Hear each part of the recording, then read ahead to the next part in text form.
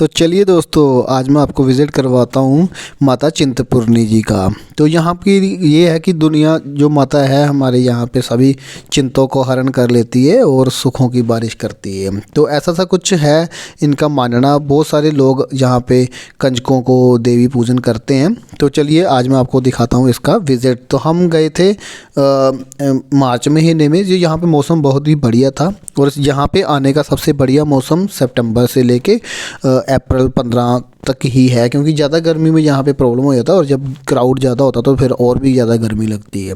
तो कुछ इस तरह का था इंटरेस्ट। और अगर आप क्राउड वाले टाइम पे आते हो जैसे कि नवरात्रे, फिर तो बहुत ज़्यादा लंबी लंबी लाइनें लगी रहती हैं। तो हम तो ठीक टाइम पे गए थे। दोपहर के टाइम भी थोड़ी लाइन ज़्यादा लगती है, क्योंकि माता जी का जो भोजन का टाइम होता है तो उस टाइम पे थोड़ी देर ये बंद भी करते हैं मंदिर को, और फिर भीड़ बहुत ज़्यादा हो जाती है। तो इसी तरह हम यहाँ पे पूरा मंदिर का जो किए, यहाँ पे गए हम मंदिर में और विज़िट किया। तो इसमें क्या है कि ऐसी ऐसी धर्मशाला है जहाँ पे आप रुक सकते हो, और यहाँ से 200 रुपये से लेके 500 रुपये में आपको रूम मिल जाता है, क्योंकि ये धर्मशाला तो इसमें नो प्रॉफिट नो लॉस वाला आपको मिल जाता है। तो अगर आपको होटल लेना है तो जैसे होटल वगैरह जो आपको वो मिल जाएंगे 1500 से 2000, जिसमें 2 बेड होते हैं। 2 बेड मतलब 4 बेड टोटल, और 2 बेड जो डबल बेड 2। तो अगर मैट्रेस एक्स्ट्रा चाहिए तो आप फुल फैमिली भी 7-8 जन जो आप एक साथ वहाँ पे रुक सकते हैं। तो इसी तरह यहाँ पे माता के दर्शन करने के बाद हम लोग माता जी के जो पीछे हाल है वहाँ पे बैठे। तो हमारी डॉटर थी साथ में। तो यहाँ पे इतनी श्रद्धा है लोगों को कि हम लोग वहाँ पे 15-20 मिनट के लिए बैठे थे, और वहाँ पे जो लोग हैं हमारे से पूछ रहे थे कि क्या क्या हम ये कंजक की पूजन कर सकते हैं। तो हमने बोला वाई नॉट, आप कर सकते हैं। तो इतने मतलब वहाँ पे श्रद्धालु लोग हैं। श्रद्धालु बोलो चाहे वो माता जी का जो श्रद्धा रखते हैं जो उनमें, तो वो कंजकों को बोलते होंगे, उनको पंडित जहाँ किसी ने बताया होगा। तो वो क्या कि बहुत ज़्यादा पूजा करते हैं। तो वो इन हमारी डॉटर्स को मतलब 15-20 मिनट में ही उनके पास ना को बहुत सारा प्रसाद और पैसे उन लोगों ने इनको दे दिए। तो मुझे लगा चलो आप लोगों के साथ शेयर करना चाहिए ये चीज़। तो इसी तरह बहुत तरह की श्रद्धा होती है लोगों में। श्रद्धालु लोग जो यहाँ पे अपने अपनी मन्नतें पूरी होती हैं जिनकी, वो अपनी श्रद्धा से आते हैं।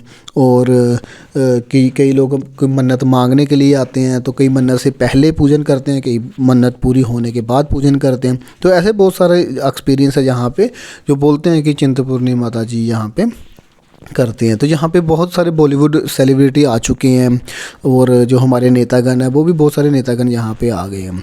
तो ये है कुछ माता जी का पीछे का एरिया। जब आप दर्शन कर लेते हो तो यहाँ पे आपको रुकने का समय मिलता है। यहाँ पे बैठ के अगर आपको मेडिटेशन करना है, साधना करनी है, तो आप यहाँ पे मंत्र जाप भी कर सकते हो। यहाँ की वाइब्रेशन जो अलग लेवल की है।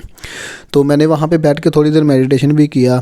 और यहाँ पर ये लेडीज़ थी जो बोलते हैं चौंकी जिसको बोलते हैं, वो कर रही थी, है ना। तो इनका भी अपना एक एक्सपीरियंस होता है। तो ये अपने हस्बैंड से पता नहीं किन से बात कर रही थी, और जो डिमांड होती है जो ऐसे पूरी नहीं होती, वो यहाँ पे बोल रही थी कि मेरे को ये करो, मेरे को वो करो, या वो ये ना करे, वो ये ना करे करके। तो चलो ऐसी बहुत सारी चीज़ें होती हैं। हम ज़्यादा किसी के बारे में बोल नहीं सकते, किसी को क्या है किसी को नहीं कर सकते। पर ये चीज़ें स्पिरिचुअलिटी से कोसों दूर है।